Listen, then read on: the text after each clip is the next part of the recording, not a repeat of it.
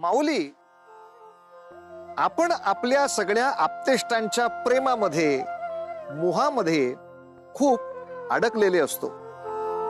आता तू सुद्धा तुझ्या मुलाबाळांमध्ये गुंतलेली आहेसच की. पण समजा त्यांच्यावर एखादं मोठं संकट येणार असेल तर मग ते संकट निवारण करण्यासाठी तू अगदी जीवाचं रान करशील. शेवटी तुझ्यात देखील आईची माया आहेच. असंच प्रेम कोणाचं तरी त्या अर्जुनासाठी पण होतं. आणि तेवढ्याचसाठी त्या अर्जुनाच्या रक्षणासाठी एका याचकानं कर्णाची कवच कुंडल मागून घेतली दान म्हणून. देवेंद्र, आपण हे काय सांगत आहात? एका याचकानं माझ्याकडे कवच कुंडले मागितली आणि दानधर्म म्हणून मी ती दिली. यात विशेष ते काय? विशेष काहीच नाही. एका सामान्य याचकाला तुझ्या कवच कुंडलांचा काय उपयोग होणार होता याचा कधी विचार केला आहेस?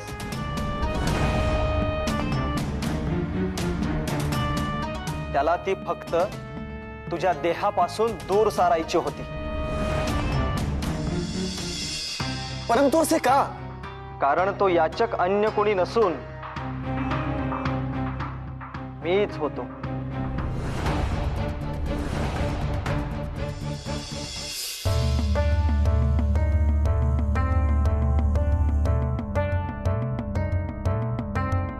ओम मित्राय नमः. ओम सूर्याय नमः. हे सूर्य नारायणा, मी आपला पुत्र आहे हे सत्य जरी मला आज समजले असले तरी मी कायमच स्वतःला आपला अंश मानत आलेलो आहे. पुत्र कर्ण, तुला नियती मान्य करावीच लागेल. सत्याचा स्वीकार कर. तू तुझ्या ध्येयापासून अविचल राहा आणि जे योग्य आहे त्या मार्गाने पुढे जात राहा. फक्त लक्षात ठेव, तुझा मार्ग तुझे प्राक्तन ठरवेल. तेव्हा जे काही करशील ते विचार करून ठरव.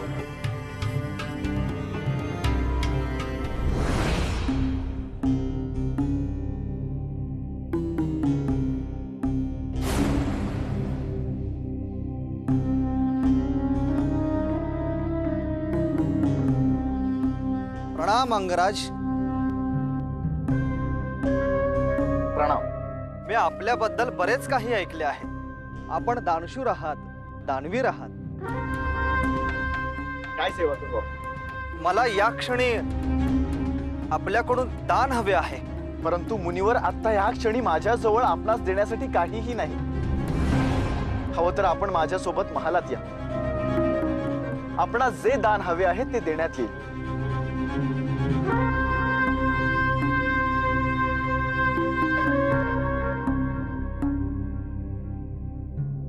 काय झाले मुनिवर? आपण शांत का? मी जे म्हणालो ते आपण ऐकले नाहीत का?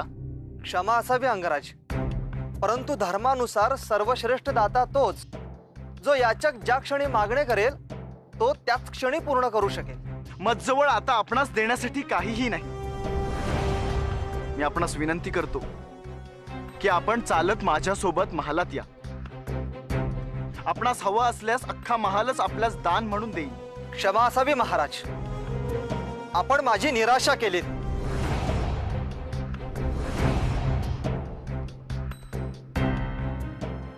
थांबा.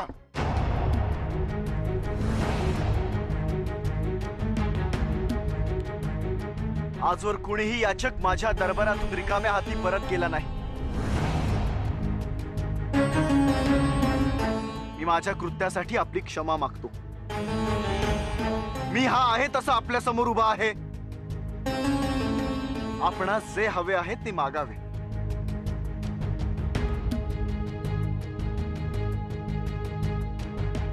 मला आपली कवच कुंडले हवी आहे.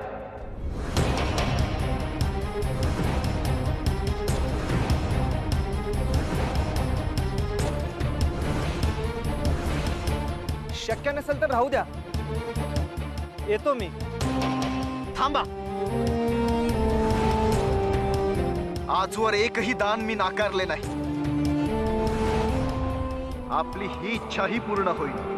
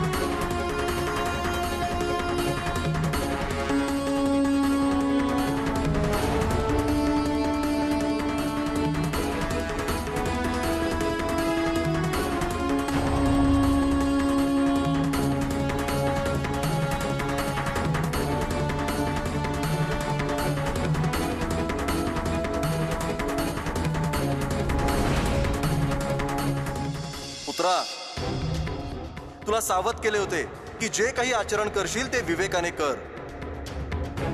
जी कवच कुंडले तुझं मृत्यूपासून रक्षण करू शकत होती त्याचेच तू दान केलेस. होय, कारण माझ्या जीवापेक्षा दान धर्म माझ्यासाठी महत्वाचा आहे. माझं रक्षण करायला ही कवच कुंडल असोत वा नसोत, अर्जुनाचा संहार माझ्या हातून होणार आणि हे सत्य कुणीही नाकारू शकत नाही.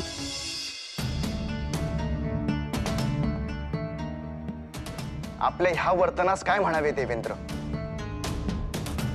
काही निर्णय व कृती अनीती नीती याच्या खूप पुढे असतात कर्ण. पुत्र प्रेमापुढे माझा नाईलाज होता. तुमचा पुत्र कोण? अर्जुन.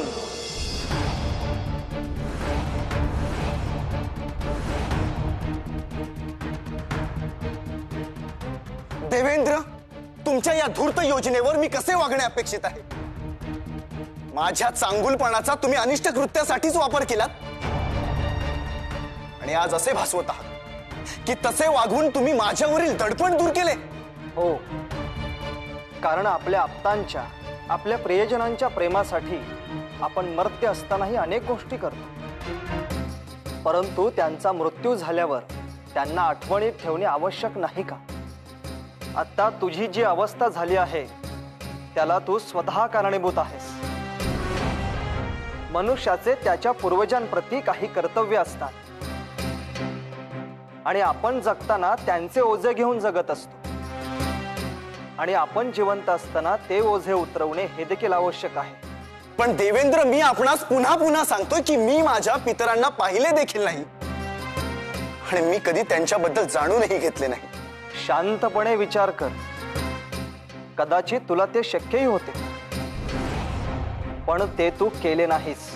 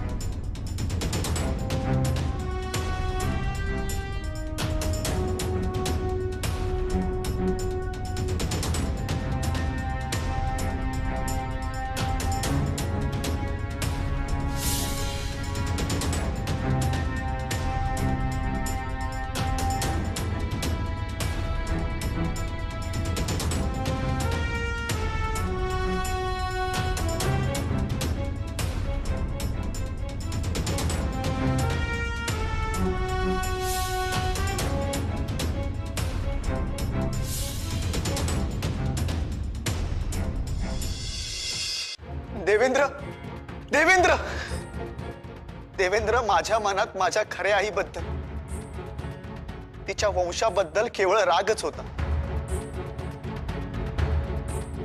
कारण माझ्यावरील अन्यायाचे ते द्योतक होते. पण या दरम्यान मी हा विचार कधीच केला नाही की कितीही नाकारले तरीही मी त्यांचाच अंश आहे. इतकेच नाही, आठव, कित्येकदा दान करताना तू केवळ आणि केवळ सुवर्णच दान केले आहेस. तुझ्या हातून कधी अन्नदान घडले आहे का?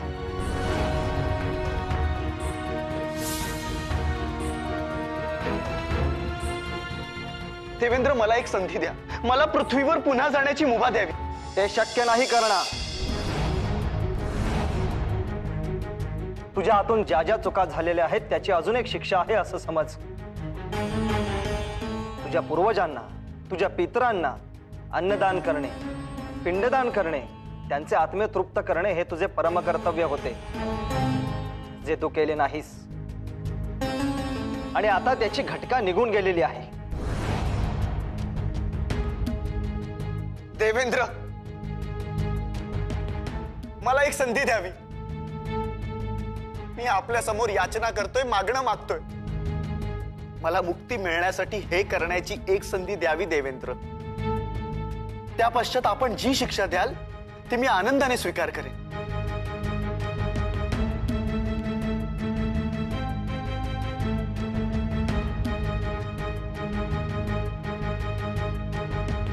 ठीक आहे, तुझ्याकडे 15 दिनांचा अवधी आहे.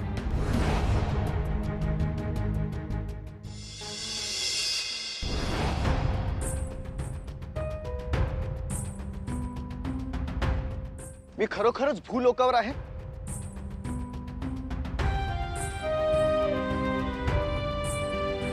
हे माझे स्वप्न तर नाही ना?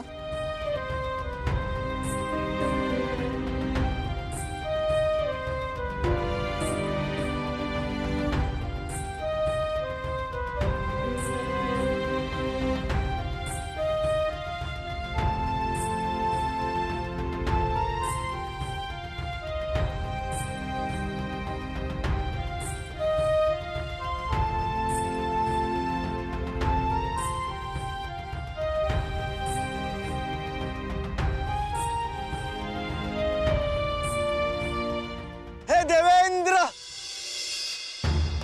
माझ्या पूर्वजांबद्दल आणि माझ्या पितरांबद्दल आदर व्यक्त करण्यासाठी जे दायित्व तुम्ही माझ्यावर सोपविले आहे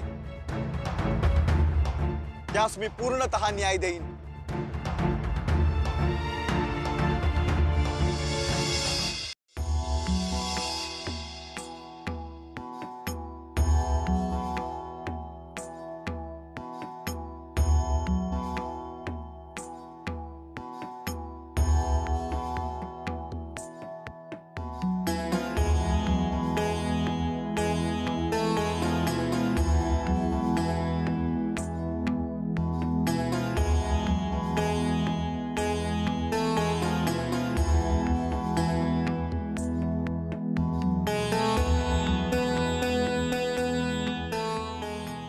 हे माझ्या पितरांनो, आज मी प्रथमच आपले मनोभावे स्मरण करू शकलो.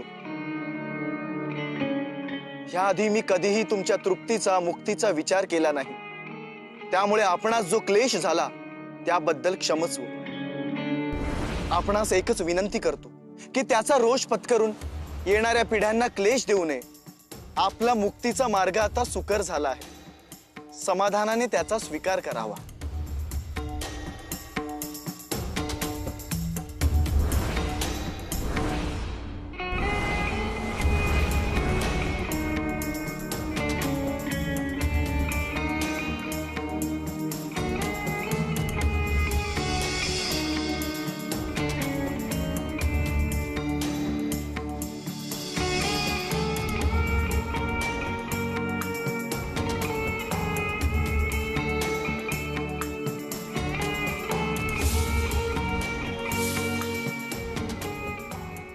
कर्णा, तू पुन्हा एकदा नव्याने सिद्ध केले आहेस की तू किती मोठा व महान दाता आहेस ते.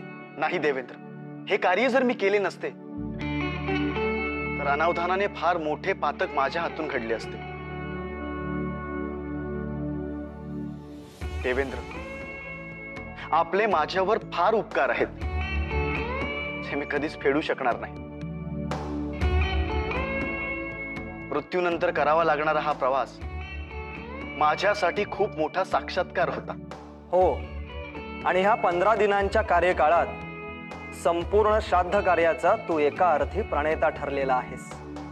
आणि म्हणूनच हा कालखंड पितृ पंधरवडा म्हणून ओळखला जाईल. सृष्टीतील सर्वश्रेष्ठ दान म्हणजेच अन्नदान, जे तुझ्या हातून घडले आहे. आता तूही त्याचा उपभोग घेऊ शकतोस.